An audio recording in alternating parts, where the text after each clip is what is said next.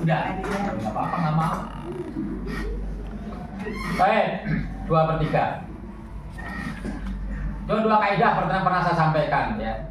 Pertama adalah bahwa penerima 2/3 adalah orang-orang yang juga menerima warisan setengah kecuali suami.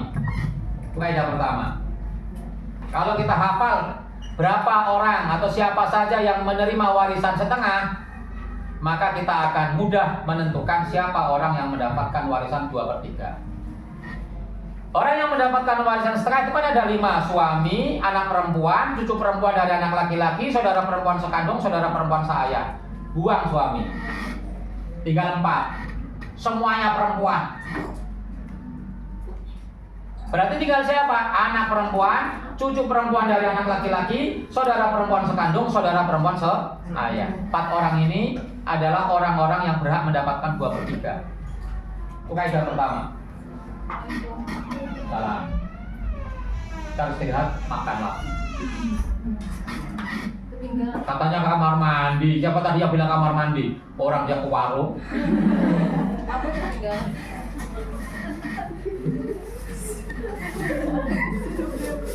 Mana nih yang benar? Kamar mandi dingin katanya.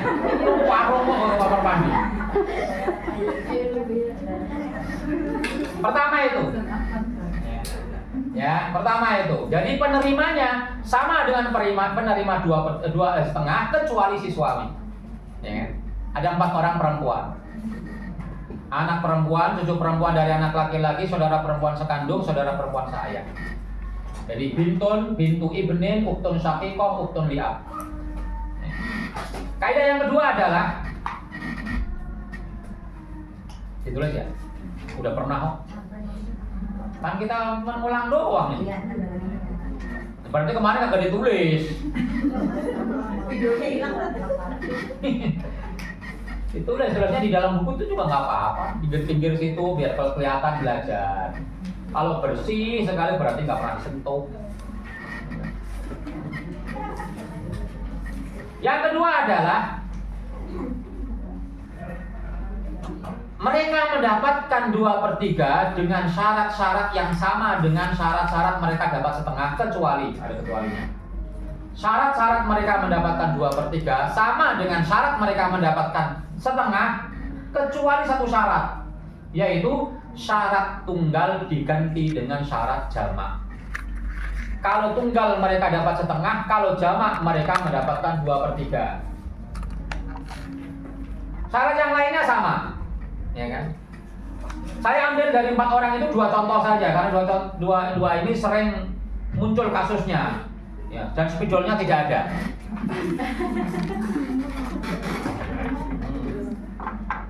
Dua mah kurang. Kita ambil contoh yang pertama adalah anak perempuan mendapatkan setengah dengan dua syarat. Syarat apa? Yang pertama, dapat setengah. Mufrad, yang kedua tidak ada muas. Maka mereka bisa mendapatkan 2/3 juga dengan 2 syarat. Syarat adamul muasir tetap tidak dirubah, tapi mufrad ganti dengan jamak. Jadi semua syarat mufrad di setengah diganti semuanya dengan jamak, berubah semuanya menjadi bagian 2/3. Jadi sama kan, mufrad ganti jamak ini tetap. Yang contoh yang kedua adalah saudara sekandung. Ya kan? Saudara sekandung mendapatkan setengah dengan 4 syarat, ya kan? Ingat nggak? Pertama mufrad, yang kedua tidak ada muas, yang ketiga tidak ada anak, yang ketiga tidak ada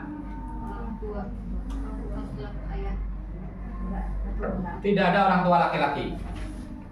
Ya, tidak, dia mufrad tunggal, kemudian tidak ada muasib, tidak ada anak atau keturunan, tidak ada ayah atau tidak ada orang tua laki-laki, baik ya, atau ayah ya, bapak ya, bapak ya laki-laki.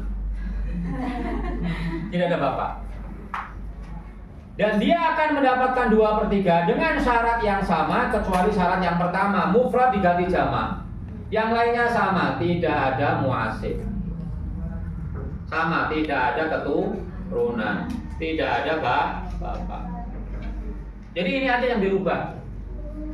Begitu pula untuk cucu perempuan dari laki atau saudara perempuan sebapak itu sama syaratnya, cuman yang mufrad itu diganti jamak, maka berubah bagiannya menjadi 2/3. Contoh misalnya ketika orang meninggal dunia, meninggalkan misalnya ibu, kemudian 1 anak perempuan, 1 saudara laki-laki sekandung.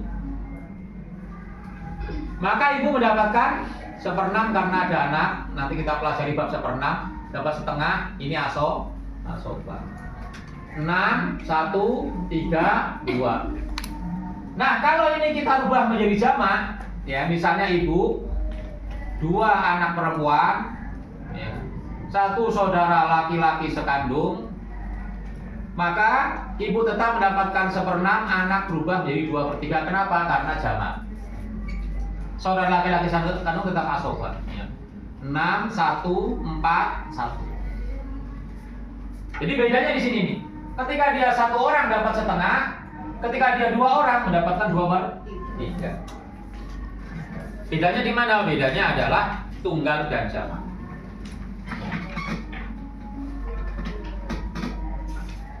Dan syarat yang lain harus terpenuhi, yaitu tidak ada muasib. Karena ada muasib berubah lagi, mereka tidak juga mendapatkan setengah, tidak juga mendapatkan 2/3, tapi mendapatkan asobah bil ghaib. Jadi bedanya setengah sama 2/3 adalah mufrad dan jamak. Syarat yang lainnya sama. Contoh yang lain, misalnya contoh yang ini, mayat meninggalkan misalnya ibu, 1 saudara perempuan sekandung. Ibu mendapatkan 1/3, ini mendapatkan setengah. Pokok masalahnya 6, ya kan? 1/3-nya 2, setengahnya total 5 namanya. Sehingga 2/5 dan 3/5. Tidak lagi 2/6 karena rot. Sama, bedakan dengan yang ini. Ibu, 2 saudara perempuan sekandung. Bedanya di sini. Ibu tetap dapat karena saudaranya banyak 1/6. Nanti habis ini kita pelajari 1/6 dan 1/3 bagian itu. 6, 1/6-nya berapa? 1, 2/3-nya 4, 5. Berarti 1/5, 4/5. Ini juga rot sama. Jadi bedanya yang saya maksud adalah di sini. Kenapa dia 2/3? Kenapa dia setengah? Karena ini mufrad, ini jamak. Jadi bedanya setengah dan 2/3 itu begitu.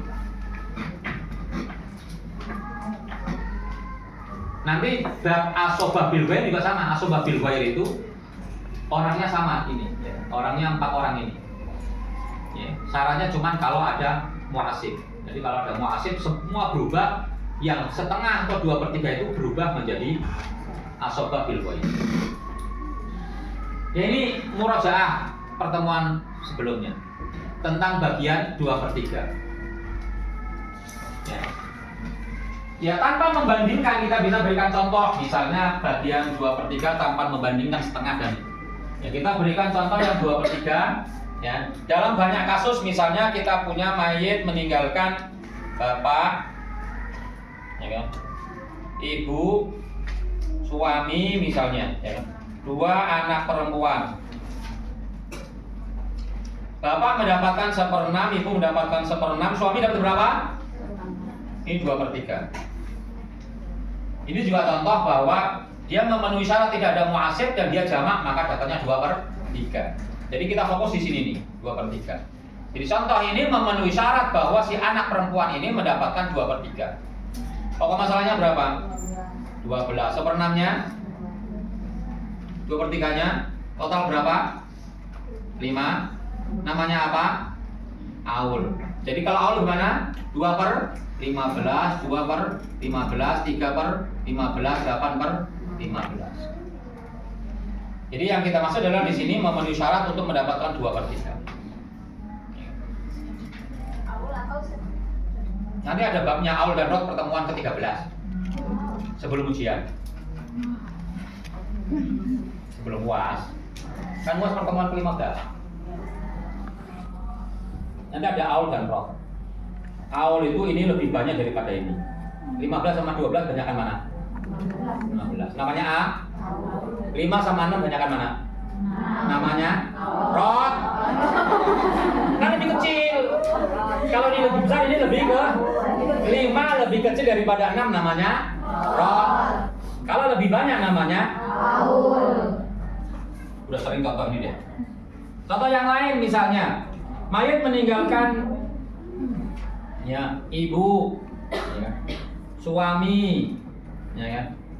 Kemudian 2 saudara perempuan sekandung. Coba dulu ya, kalau nggak kita tambah. Yang penting jangan sampai kita masuk ke dalam rod tipe yang keempat.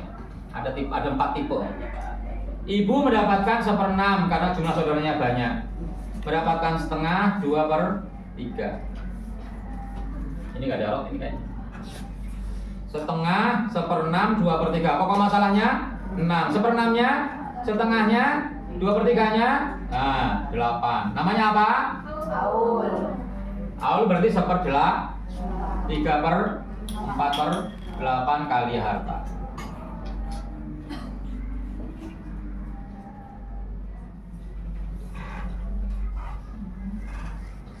Ini memenuhi syarat untuk mendapatkan 2/3. Coba selain anak, kita saudara ya. Mayat meninggalkan misalnya suami, 2 saudara perempuan sekandung. Berapa pokok masalah? Berapa bagian suami? Suami lupa, paling gampang itu. Andi meninggal, nggak punya anak, punya suami, tengah 2/3. Berapa pokok masalahnya? Setengahnya berapa? 7, namanya ya. Kalau ini mayat meninggalkan istri, bapak, 2 saudara perempuan sekandung. Istri berapa? Bapak berapa? Saudara perempuan sekandung berapa?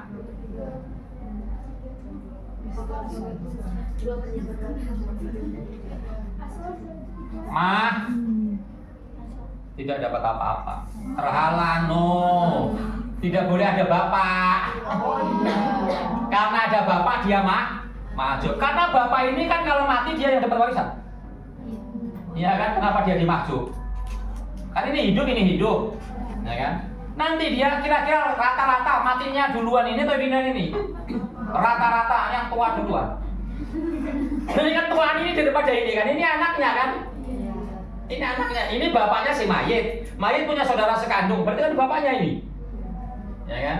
Ya ini mahjub. Nanti dia mati. Dan hartanya ke sini, anaknya kan? Berapa pokok salahnya? 4, 1, 0.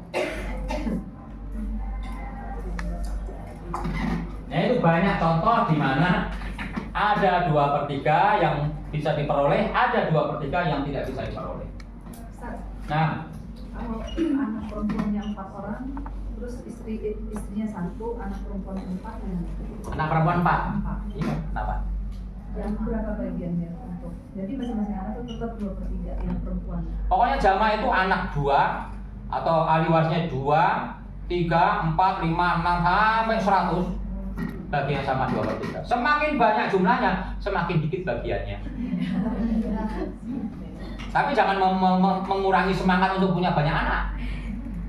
Jangan. Tanya lagi, Ustaz. Nah, ini suami istri sama-sama pekerja, Ustaz. Sama-sama pekerja. Nah, terus dia punya aset rumah. Nah, kemudian bagian buat rumahnya ini lebih dominan istrinya. Nah, ketika suami meninggal, nah itu bagaimana cara pembagiannya, Ustaz? apakah istilahnya harta bagian istri dikeluarkan dulu, sisanya baru dibagi. Fungsi warisan apa? Menggantikan kepemilikan orang yang hartanya orang yang masih hidup tidak boleh diwaris. Berarti harus jelas dulu mana yang mau digantikan kepemilikannya. Ya kan? Kalau harta itu milik bersama, berarti yang diwaris bagiannya siapa? Yang mati aja, yang hidup nggak boleh dibagi. Satu lagi, Ustaz. Makanya harus jelas. Kita ini kan nggak ada kejelasan. Sistem keuangan kita tuh tidak ada kejelasan, ya kan? Ridho aja. Ya. Nanti pas lagi ada masalah baru puyeng, ya kan? Maka harus jelas kalau punya rumah hasil beli bersama harus jelas masing-masing kontribusi. Mana berapa persen punya suami, berapa persen punya istri, itu yang tidak dilakukan di kita. Nanti giliran mereka pisah, cerai atau mati bingung, ya kan? Maka harus jelas. Supaya jelas, ya kan? Ya, suami suruh melepaskan kepemilikannya, ya kan? Pak, bagian bapak buat saya aja. Jadi nggak punya apa-apa, numpang. Nah, tentu kalau anti nggak mau ya, nggak mau begitu, udah punya anti lepaskan, udah bagian saya buat bapak. Berarti anti tidak punya bagian di situ. Oh, jual lah situ. Ya kan? Atau tetap tadi misalnya persentase jelas, ya kan? Sehingga kalau misalnya ada masalah kemudian cerai, jelas mana harta istri, mana harta suami. Karena nggak ada kejelasan, ribut. Ya kan? Padahal perintahnya adalah autasrihun bi ihsan. Kalau cerai itu cerai yang baik-baik. Jangan ribut. Satu lagi, Kak. Ya. Kalau seandainya misalkan jadi pada umumnya itu kepemilikan aset itu kan atas nama suami. Yang atas nama suami. Nah, ketika atas aset itu atas nama suami, nah yang meninggal misalkan istri. Nah itu gimana tuh, Ustaz? Yang dibagi? Saya beli motor anti bekas atas nama ibu terus saya mati. Motor itu punya siapa? Nanti punya motor bekas, Ya. saya beli 10 juta. Habis beli saya mati. Motor itu punya siapa? Saya mati. Punya siapa motor itu? Punya saya. Kan akan diwaris. Punya ibu punya saya? Padahal atas nama siapa? Nama ibu. Nah, punya ibu tapi itu punya saya. Barang punya saya, nama punya ibu. Artinya apa? Kan udah ada jual beli, Ustaz. Dan itu tuh jelas. Tapi kan kalau saya jadi suami istri kan nggak ada jual beli di situ. Kan ada hibah. Ya kan kalau saya Ada siapa yang beli? Siapa yang beli? Kalau istri yang beli, suami pengangguran, nggak punya uang sama sekali, nggak punya kontribusi terhadap beli rumah, walaupun atas nama suami punya ibu itu. Oh gitu. Iyalah, sama dengan motor tadi kok gitu. Kok gitu? Memang begitu. Artinya kepemilikan itu tidak ditandai dengan nama motor punya ibu, tapi punya saya beli kok. Walaupun nama. Artinya nama tidak menjadi bukti bahwa dia memiliki barang itu. Suami yang begitu, atas nama suami, orang dia kagak pernah beli.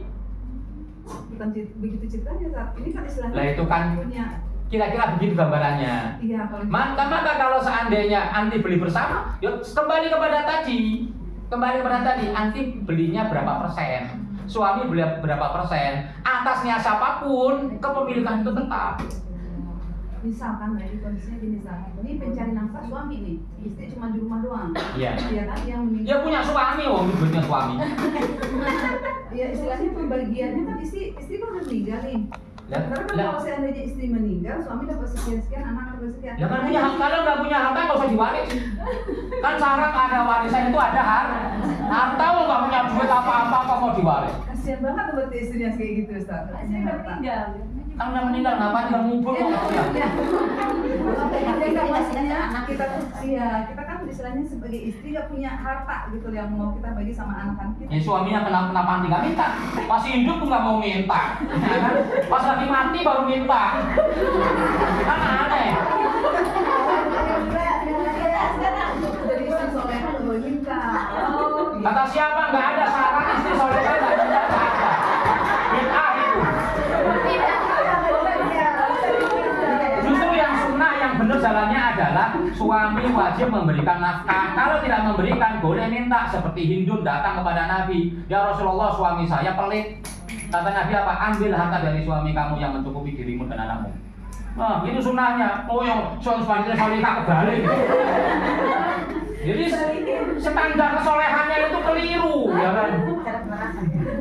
Ustaz nanya lagi Ustaz.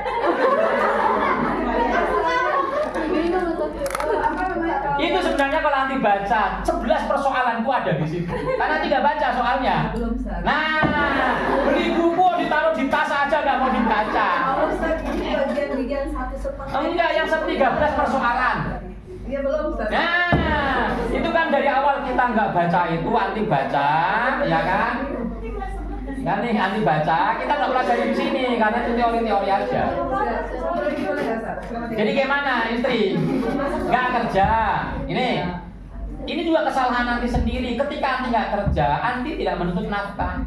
Ketika tidak menuntut nafkah, itu hak anti gugurkan, ya kan? Dan nanti udah dapat pahala di situ. Ya.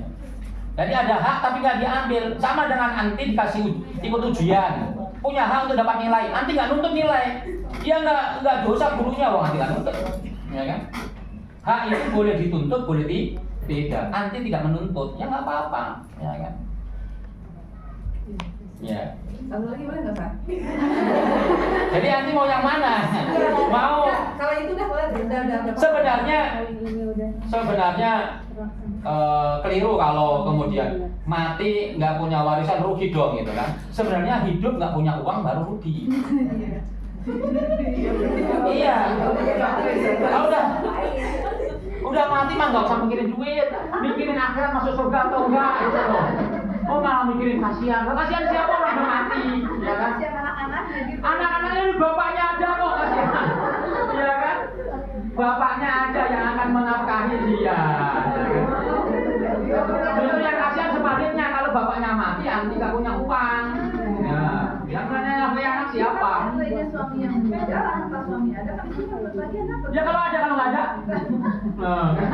Kita ngomongnya ada Ustaz. Nah ini masalahnya suaminya baik sekali, semua hartanya diserahkan istrinya. Nah, itu kan beda cerita itu Ustaz. Lah ya, istrinya bahagia, anaknya sengsara.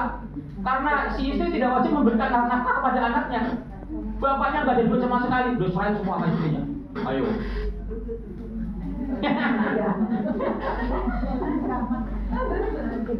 Mungkin maksud beliau istrinya nggak ngapa-ngapain, nggak pernah dapat pendapatan, hanya pure suami aja. Ya, ini udah pernah. Iya. Nah ketika meninggal tuh ada hak istri kan? Nggak ada nafkah. Oh gitu. Ada hak 1/8 kalau punya anak. Warisan. Nah ketika meninggal hak istri itu mau dialihkan ke anak maksudnya mungkin gitu ya. Nah maksudnya gitu. Ya ngapain begitu? Ya nggak kasihan namanya ibu kan Ustaz ya, namanya anak tuh. Ya ibunya bisa kawin lagi mau orang? Tidak kan? Yang meninggal ibu Ustaz. Yang meninggal si ibunya. Iya kan ada suaminya masih nafkahi anaknya. Dia kalau dinafkahin berarti itu kan. Nggak mungkin dong suami istrinya masih ada. Itu berarti ibu salah pilih suami. Suami nggak tanggung jawab kok jadi suami, ya kan? Ya jangan berandai-andai. Ini kita itu nggak ada aturannya kayak gimana, ya kan? Ibu misalnya serahin uang ibu, misalnya uang tadi serahin kepada anaknya, ya kan? Anaknya buat maksiat siapa yang dosa? Oh iya kan, belum tentu juga. Tidak selamanya kemudian itu baik. Makanya aturannya itu kan sejalan-jalannya itu gitu. Artinya warisan itu ada ketika ada harta yang tinggalkan si mayit. Kalau nggak ada berarti nggak ada warisan. Kan syarat warisan itu adalah ada harta. Kalau nggak ada harta, ya udah. Makanya selama masih hidup, kata Allah gimana? Nah, kalau Allah tidak ada, jangan ngapi kata Allah tidak ada. Kata Allah kan, ya kan? Wal yasal lagi, udah kan lupa mulu ya kan? Jangan pelajaran. Wal yasal lagi kalau taruh min fardihim dzurriyyatan ya'tan khawfu 'alaihim falyattaqullaha wa yaqulu qawlan sadida. Ayat yang ke-9, 2 ayat sebelum berbicara tentang warisan. Artinya apa? Kalau mati, hendaknya ada warisan yang ditinggalkan. Makanya kalau pengen punya duit jangan nunggu mati. Sekarang malah pengen punya duit, ya kan? Dari mana? Ya dari mana? Bisa ahli mendapatkan dari suaminya, dari nafkah, ya kan? Dari nafkah, atau dari warisan orang tuanya, atau dari pekerjaan. Jadi sebagaimana anti merasa rugi kalau seandainya anak tidak dapat warisan, sama sebenarnya laki-laki juga sama diperintahkan untuk ada warisan ketika meninggal dunia. Makanya berbicaranya itu jangan satu, karena saya bilang ada zoom tadi Pak. Ngezoomnya jangan terlalu kecil ke diri sendiri, ngezoomnya luas, ya kan? Artinya jangan melihat perempuan aja, laki-laki juga dilihat. Artinya kasus itu sama dengan laki-laki. Perintahnya adalah kalau mati tinggalkan warisan buat anak-anak. Gitu. Lo kok nunggu mati baru kemudian bingung warisannya untuk anak-anak. Kalau mau beli sekarang, dari sekarang nyari duitnya. Minta sama suami, saya minta nafkah ya. 1 bulan 2 juta. Nanti tengah begitu. Buat nanti mati. Itu mati. Nah itu kasuistik. Kasuistik. Ya. Punya suami lebih baik daripada duit gak punya suami. Ya kan? Oh iya, punya suami lebih baik daripada punya suami tidak punya duit. Punya duit gak punya suami. Ya kan? Iya, gak punya suami itu jauh lebih berat. Oh iya, bisa masuk surga karena ada suami. Apa? Pokoknya ada jawabannya semua.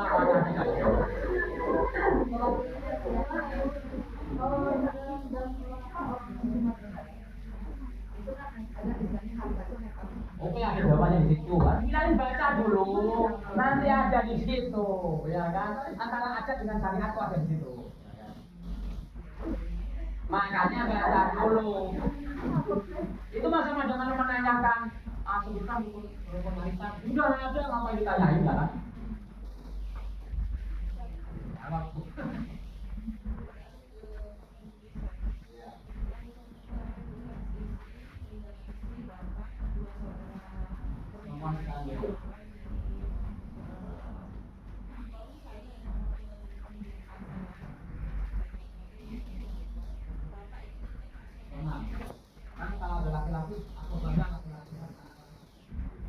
Anaknya perempuan nanti lihat ada sisa atau enggak. Kalau nggak ada sisa, berarti cukup dengan 1/6. Kalau ada sisa, bapak dapat sisa. jadi sepenuhnya dan Sampai kirim di tele ya. Dan rot namanya. Ini contoh kasus ibu ya. Kita anggap anak perempuan aja ya. Mayit meninggalkan suami, bapak, ya, ibu, 2 anak perempuan. Udah ada belum ketemu? Udah ada ya? Mana itu ya? Nggak ada ibu ada. Ya itu. Artinya dia udah pernah aja, ya kan? Tapi kalau misalnya ada sisa, ya kan? Misalnya gini. Suami dapat 1/4, 1/6, setengah.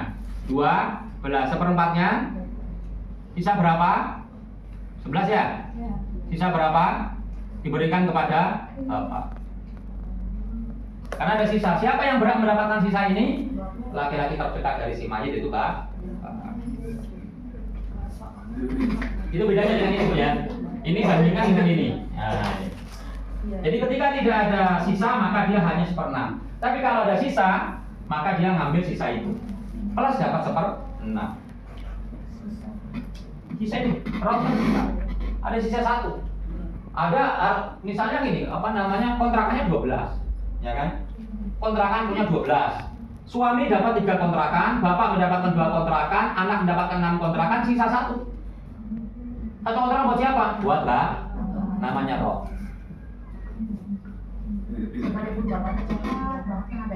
Ada nggak penghalang warisan jahat? Nggak ada. Penghalang warisan ada 3. 1, murtad atau kafir atau beda-beda agama. Yang kedua, membunuh. Kecuali jahatnya membunuh, bunuh anaknya yang mati. Ya. Jadi anaknya yang mati gara-gara dibunuh sama dia tidak dapat warisan. Yang ketiga, udah nggak ada jahat. Fasik nggak ada. Orang fasik tetap jadi anaknya. Nah, anak misalnya nih, yang meninggal dunia, anak saya misalnya nggak baik sama saya, tetap dapat warisan. Dan dengan dapat warisan itu bisa jadi merubah akhlaknya.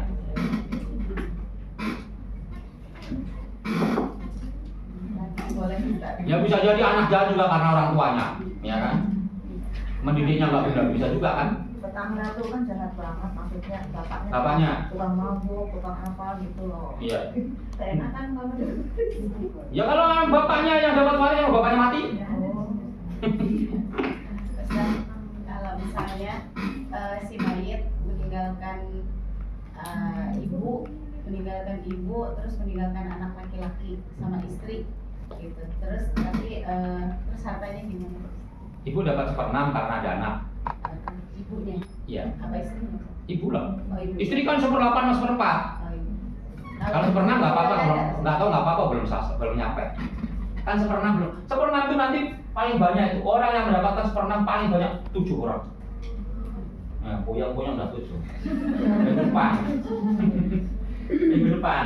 Jadi ibu, ya kan, istri, anak, laki ya. Iya. Ibu dapat 1/6 karena ada anak, istri dapat 1/8 karena anak laki-laki asobah. Pokok masalahnya 20. 1/4-nya, 1/6-nya berapa? 1/8-nya berapa? Sisanya berapa? Tuh, banyak sendiri tuh. Tuh Bu, anak dapat 17% nih. 17 kali banyak tuh. Nggak peduli mau anaknya jahat. Ya kan? Yang penting si anaknya. Karena nggak ada syarat, nggak ada penghalang warisan namanya jahat nggak ada. Nah, itu ditambah 2 anak perempuan berarti 2/3 tadi. ini loh, kalau 2 anak perempuan kan ada muasib. No. Oh, jadi nggak dapat. Bukan nggak dapet, namanya asoba. Nah, namanya asoba. Yang ini asoba bin nafsi, yang ini asoba bil ghairi. 17 dibagi berapa? 4. 4 kan laki-laki hitung 2, perempuan dihitung 1-1. Bagi 4. Jadi semakin banyak anak jumlahnya, semakin dikit bagiannya. Ya ketika dia sendirian kan 17 dari 24 buat sendiri. Ada lagi anak perempuan yang lain harus berbagi. Jadinya berubah, jadi tinggal dikit. Dah. Kalau misalkan Belum absen, belum masuk pelajaran. suaminya suami satu, Suami masih 1, mana ada suami lebih dari 1. anak perempuan satu, cuma ada bapaknya nggak ada tuh, berarti dapatnya setengah-setengah ya? Enggak, mana ada anak dia suami nih. Ya itu bapaknya. Enggak kan ini 1/4 ada anak. Nggak ada bapak. Iya, suami, ya kan? 1 anak perempuan, ya kan? Suami dapat berapa? 1/4 karena ada anak. Kan suami kalau ada anak dapat 1/4, kalau nggak ada anak dapat 1/2. Jadi ada anak. Oh, jika tidak ada anak berarti Iya. Ini 1/2. Pokok masalahnya berapa? 4. Berapa? 2. Ada sisa 1 buat siapa? Suami. Rok itu tidak diberikan kepada ahli waris karena tapi karena tuh. Alhamdulillah karena nanti jadi ini, coba kalau jadi bukan dari ini. Pandangnya jangan diri sendiri. Pandangnya itu zoomnya tarik lebih jauh lagi. Alhamdulillah. Padahal kan ini rata-rata mayoritas suami ini adalah bapaknya ini rata-rata. Tapi bisa jadi suami ini bukan bapaknya ini. Ini suami yang kedua, ya kan? Bapaknya dia udah meninggal. Jadi ini punya ibu, ya kan? Ini punya ibu, ya. Nikah dengan bapaknya dia. Bapaknya mati atau cerai, ya kan? Terus kemudian nikah lagi sama si ini. Ya kan ini suaminya ini yang dapat, yang kedua ini yang dapat kan? Suami yang pertama kan nggak dapat, bukan suaminya. Udah cerai, udah mati. Ya anak bisa dapat warisan dari bapaknya, bisa dari ibunya. Ini kan dari ibunya berarti. Tapi rata-rata kasus begitu kan lebih sedikit dibandingkan si suami ini bukan bapaknya. Nah, Kalau dia meninggalkan istri, ibu, tapi nggak punya anak-anaknya, anak angkat. saudara ada nggak? Ada. Ya saudara, tulis sekalian. Lanjut ke saudara. Kalau nggak ada anak, lanjut ke saudara. Ibunya menambahkan karena nggak ada anak. Lihat, nanti, ini yang mungkin pelajari sebenarnya dapat 1/3 atau dapat 1/6. Kalau jumlah saudaranya banyak, maka dapatnya 1/6 si ibu. Tapi kalau jumlahnya sedikit, maka ibu dapat 1/3. Jadi saudaranya berapa? Saudara laki-lakinya 4. Oh, banyak. Perempuannya 3. Banyak berarti. Sini ya. 4. Mayit meninggalkan istri ya. Ya. Istri. Berapa istrinya? 1. 1. Kalau istri kan boleh banyak, ya kan? Istri 1, ibu ya kan? Ya. Saudaranya berapa? Saudara laki-laki 4, saudara perempuan 4. Sekandung ini. Iya. 4. Terus 1 perempuan. 4 perempuan, 4 perempuan. Wih. laki-laki. 8 dong. 9 nama yang mati. Iya, tapi ada anak angkatnya laki-laki gimana? Anak angkat kan nggak masuk. Nggak masuk. Kan nggak ada sebab warisan adalah angkat mengangkat. Ntar saudara anak angkat, saudara angkat, bapak angkat, ibu angkat. Banyak angkat apa? Kan 1 nasab, 2 pernikahan, 3 al-wala kan? Nggak ada yang keempat ngangkat anak tuh. Nggak ada. Yang pernikahan itu anak tiri kan nggak ada ya? Yang Anak tiri kan anak orang lain. Nanti menikah dengan laki-laki yang sudah beranak, kan anak tiri kan? Iya. Ya kan dia punya bapak ibunya, bukan anak anti. Iya. Kalau anti meninggal dunia, anak tiri anti nggak dapat. Tapi kalau suami anti meninggal dunia, itu kan bapak kandungnya.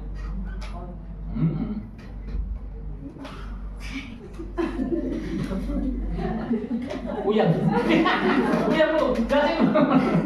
Ustaz, Iya, ibu misalnya menikah dengan laki-laki yang sudah punya anak, ya kan? Punya anak. Kan ini anak tirinya kan? Ya. Ketika ibu meninggal dunia, kan bukan anaknya ini, nggak dapat warisan. Tapi kalau suaminya meninggal dunia, kan anaknya ini anak kandung, dapat warisan. Anak tiri, ibu tiri, bapak tiri, saudara tiri, nggak ada yang dapat warisan. Yang ada adalah saudara kandung, saudara seayah, saudara ibu. Ustaz, Nah, ini kayaknya nggak ada di buku Ustaz, tadi saya nyari-nyari. yang mana? Terkait kalau misalnya harta yang ditinggalkan itu sudah diketahui harta yang haram, misal bapak atau ibunya itu bekerja riba atau sebagainya, Ustaz. Nah itu gimana Ustaz? Apakah hartanya tetap harus dibagikan? Kalau harta haram balikin Balikinnya gimana? ke yang punya. Dia punyanya udah meninggal, Ada yang ahli warisnya. ahli warisnya. Oh berarti tetap dibagiin. Nih, misalnya mayit pernah maling duit saya, ya kan? Harta itu halal atau haram? Diambil sama dia mati, maka harta itu nggak boleh diwaris, ya kan? Harta itu balikin ke saya. Kalau bukan harta curian, misalnya. Ini kan contoh, ini contoh. Kalau orangnya nggak jelas yang dicuri, saudara diberikan kepada kebutuhan umum, sama dengan harta-harta riba, anti kerja atau anti nabung kemudian dapat bunga. Nah, bunganya jangan dimakan, bunganya disalurkan ke kepentingan umum, dicuci.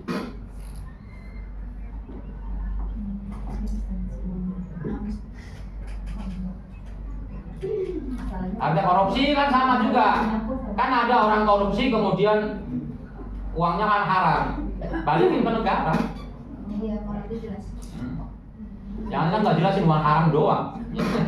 Uang haram kan macam-macam. Iya. Ada yang jelas diambil dari mana, ada yang tidak jelas diambil dari mana. Kalau karena riba ya begitu, salurkan ke kepentingan umum kalau tidak jelas kepemilikannya. Dah habis waktunya. Ini. Lo orang lagi dulu sebegini ditanya. Istri dapat 1/4 kan nggak ada anak, ya kan? Ibu dapat 1/6 karena jumlah saudaranya banyak, ya kan? Ini asoba. Nih asoba, yang laki-laki namanya asoba bin nafsi, yang perempuan namanya asoba bil ghairi. Berapa pokok masalahnya? 12. 1/4-nya berapa? Sisanya berapa? 7. 7 bagi berapa? 8. 8 tambah 4 12. 12 kan yang laki-laki dihitung 2. 2 kali 4 8. 8 tambah 4 berapa? 2 kalikan 12. Berapa? 144 ya? Berapa? 36. 24 kali 12 berapa? 4 8 ya. pas kan ini kan, ya kan? Udah 84 dibagi 8, dibagi berapa itu 8 orang? Masing-masing yang laki-laki 14, yang perempuan adalah 7. Jadi si istri mendapatkan 36/144 kali harta, 24/144 kali harta. Si saudara laki-laki sekandung 14/144 kali harta. Yang perempuan masing-masing 7/144 kali harta. Nah, ini ada kasus beneran. Ya. Siapa ini? Wah, soalnya jangan ini.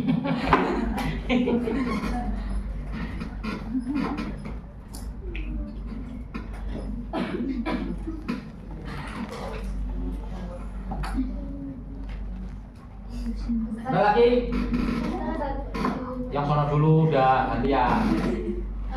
Kan kakek saya tuh punya 8 anak, 5 perempuan, 3 laki-laki. Tapi sebelum kakek saya meninggal itu, dia itu anak laki-lakinya meninggal 1. Tapi anak laki-laki ini punya 2 orang anak laki-laki, ini cucu laki-lakinya itu apakah dapat warisan juga? Ada nggak di nomor berapa? Kalau nggak ada, sebenarnya ada di bab namanya ahli waris pengganti. Tapi ahli waris pengganti ini saya bantah, tidak saya setujui. Dan itu ada di kompilasi hukum Islam. Artinya kalau pakai hukum fikih, maka cucu nggak dapat warisan terhalang oleh anak laki-laki. Tapi kalau pakai hukum kompilasi hukum Islam, maka si cucu itu bisa mendapatkan warisan bapaknya yang meninggal dunia. Kan di awal kita sebutkan bahwa syarat seseorang mendapatkan warisan itu adalah ya dia harus hidup. Kalau udah mati berarti tidak dapat. Nah ini kan bapaknya udah meninggal dunia kan, maka karena meninggal dunia nggak dapat warisan. Itu yang pertama. Yang kedua yang perlu diperhatikan adalah nih, ketika tadi misalnya si kakek ini masih hidup, ya kan, anaknya kan 8 nih, ya kan. Nah ini meninggal dunia 1 kan, dunia 2 daripada kakeknya kan. Nah ketika si anak laki-laki ini, ya kan, masih meninggal dunia, maka anak-anaknya ini siapa yang menjadi walinya? Yang menjadi walinya adalah kakeknya. Seperti ketika Abdullah meninggal dunia, maka Nabi diasuh oleh Abdul Muthalib. Maka kakeknya ini sudah memberikan uang kepada cucunya dari jalur nafkah sebelum dia meninggal dunia. Pertama. Yang kedua adalah kakek ini kalau dia kuliah di STIU atau warisan, maka dia akan memberikan wasiat kepada cucunya. Oh nanti saya kalau mati cucu saya nggak dapat warisan, maka saya berikan wasiat. Nah kenapa dia nggak mau ngasih wasiat? Ya kan? Kalau dia paham, berarti dia memang tidak mau ngasih, ya kan? Karena kalau dia tidak paham, berarti dia tidak tahu. Ya tidak tahu bahwa cucunya nanti nggak dapat warisan. Harusnya dia bisa antisipasi bahwa cucunya nanti nggak dapat warisan. Tapi kalau dalam kompilasi hukum Islam, maka cucu tetap mendapatkan warisan, bapaknya masih dianggap hidup. Tapi kalau orang mati dianggap masih hidup, itu kan jadi repot, ya kan? Misalnya saya meninggal dunia, bapak saya sudah meninggal dunia, kemudian bapak saya dianggap hidup, oh, repot kan? Ngerti nggak? Bapak saya meninggal tahun 98, kemudian saya meninggal dunia tahun 3000.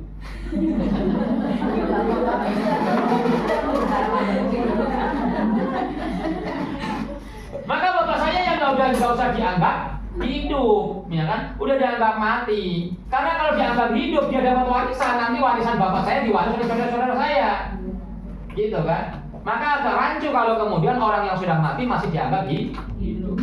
Makanya sebelum masuk ke bab namanya ahli waris pengganti, tadi dijalankan pertama nafkah dijalankan. Kakeknya harusnya menafkahi cucunya, ya kan?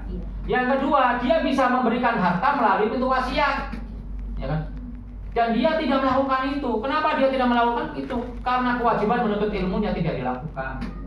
Coba kalau dia belajar menuntut ilmu dilakukan, maka dia paham bahwa cucunya nggak dapat warisan, sehingga nggak ada masalah. Cucu juga nggak ada protes. Orang dia sudah mendapat wasiat. Gitu. Ngerti ya? Ustaz, kalau misalnya dalam pembagian itu saudara-saudara laki-lakinya dan saudara perempuannya itu sepakat yang sudah meninggal ini dianggap hidup, itu menyalahi hukum nggak? Kalau hukum fikih ya menyalahi. Kalau kompilasi hukum Islam tidak. Kalau mau jangan begitu. Ambil aja warisannya, habis itu dikasih, kan enak. Nggak menyalahi. Karena kalau sudah menjadi miliknya, dia bebas untuk memberikan kepada siapa saja. Ya nggak usah pakai sepakat dengan hukum yang keliru gitu kan. Mending yang hasilnya sama di kemudian ya, tapi jalurnya benar. Artinya warisan dijalankan, dia dapat berlimpah, kan dia pengen dapat juga kan ponakannya itu kan, dan dia tinggal ngasih, ya kan. Misalnya kalau seandainya saudaranya itu masih hidup dapat sekian, kan bisa dibagi sesuai dengan itu, bisa juga kan. Ya, artinya kalau si saudaranya yang meninggal ini jatahnya misalnya 100 juta, kan tinggal bagi saudara-saudaranya ini. Sudah saya 10 juta, kumpullah 100 juta sama kan, tapi kan nggak melanggar aturan. Gitu.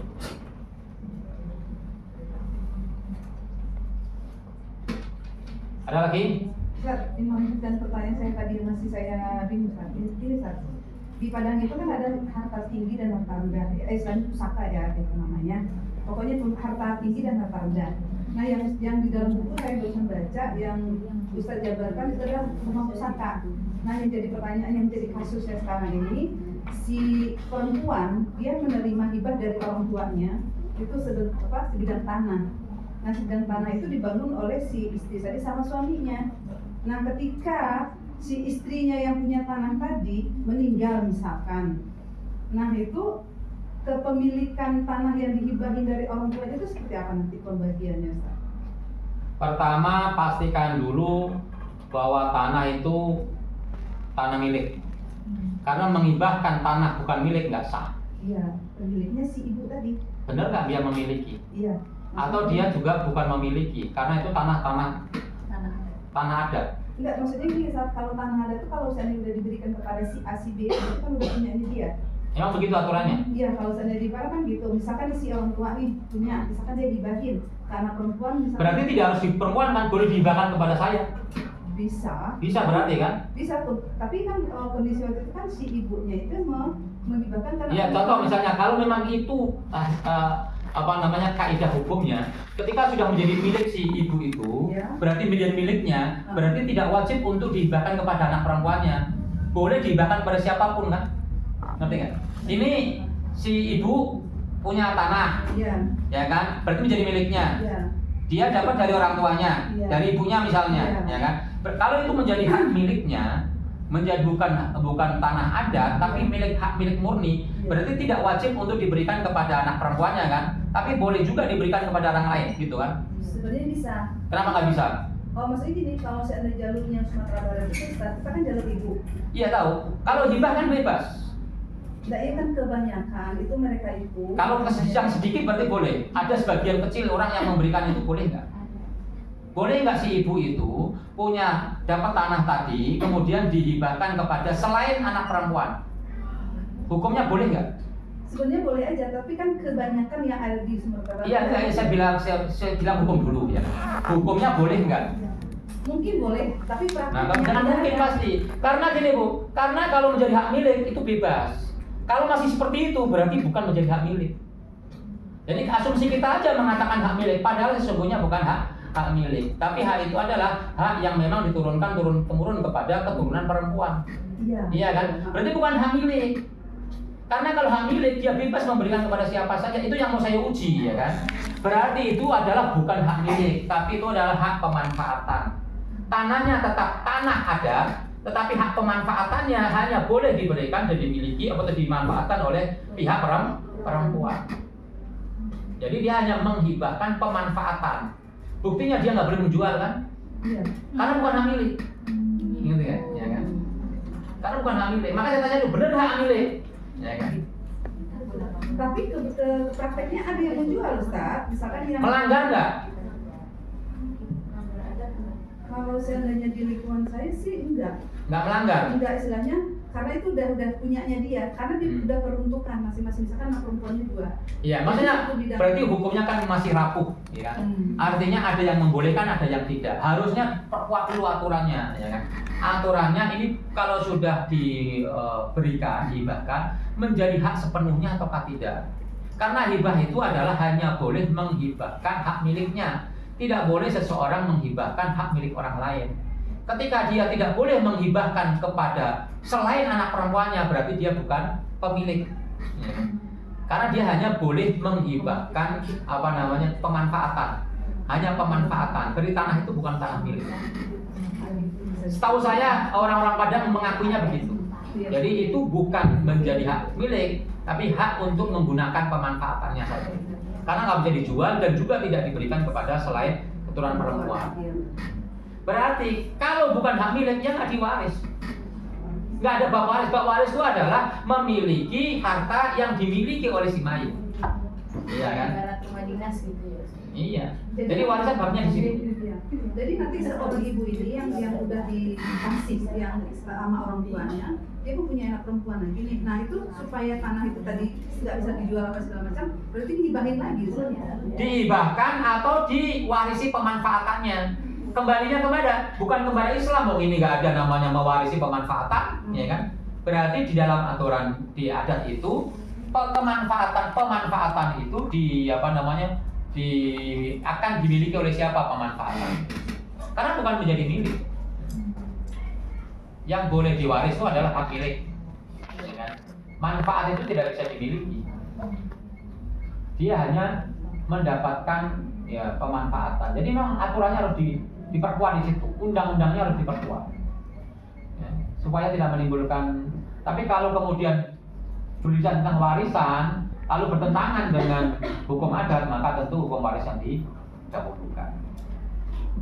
Apa aja bukan Padang aja, di Jawa juga mungkin ada hukum-hukum waris yang bertentangan. Ya. Memang pertanyaannya adalah gimana kalau nggak punya anak perempuan? Siapa yang memanfaatkan? Ya kan? Ya berarti kalau ini kondisi seperti yang jaga berarti yang jaganya begini. Kalau yang jaga, yang memanfaatkan, orang lain yang jaga. Enggak, maksudnya masih dalam keluarga itu, misalkan anak laki-lakinya. Tapi tetap Karena anak laki-laki terus nanti diberikan kepada siapa? Jadi itu dia namanya undang-undangnya dibikin yang ini dulu, segala kemungkinannya dibikin, ya kan? Nah, jadi adat itu juga nanti hambiar gitu loh, aturannya tuh hambiar kalau tidak ada panduan.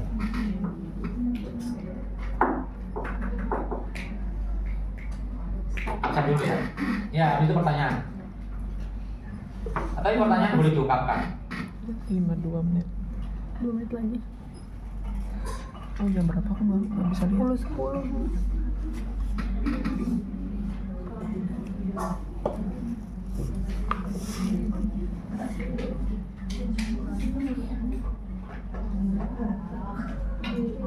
Ya, silakan kalau pertanyaan. Jadi Ustaz, ada mayat udah meninggal, terus belum dibagi harta warisannya sampai sekarang. Terus keburu salah satu anaknya itu udah meninggal. Terus cucunya dari anak yang udah meninggal itu dapat warisan atau enggak Ustaz? Kayak gimana? Ada nggak pembahasan itu? Ada di. Enggak, maksudnya di 13 persoalan itu. Ada. Ya udah coba aja. Masih bingung itu Ustaz. Orang udah ada kok. Enggak, jawabannya apakah bisa dibagi ke. Pembagian warisan itu berangkat dari sejak si mayit itu meninggal dunia, bukan sejak pembagian warisan. Paham ya? Jadi ketika kita bagi warisan, maka seakan-akan kita berada pada waktu di mana si mayit itu meninggal dunia. Bukan lihat pada saat sekarang. 10 tahun belum dibagi, ahli waris yang meninggal dunia, maka kita kembali ke masa di mana semua orang hidup pada saat itu. Berarti orang yang mati setelah si mayit yang hartanya dibagi itu meninggal dunia, dia tetap dianggap hidup karena pada saat si itu meninggal dunia dia hidup. Makanya kan ada syarat ahli waris adalah dia hidup pada saat si mayit itu meninggal dunia kan. Nah itu meninggal itu hidup nggak? Hidup. Kalau hidup berarti dapat warisan. Udah.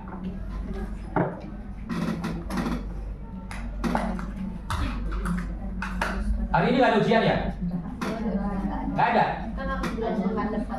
Kan hari ini tidak saya doang.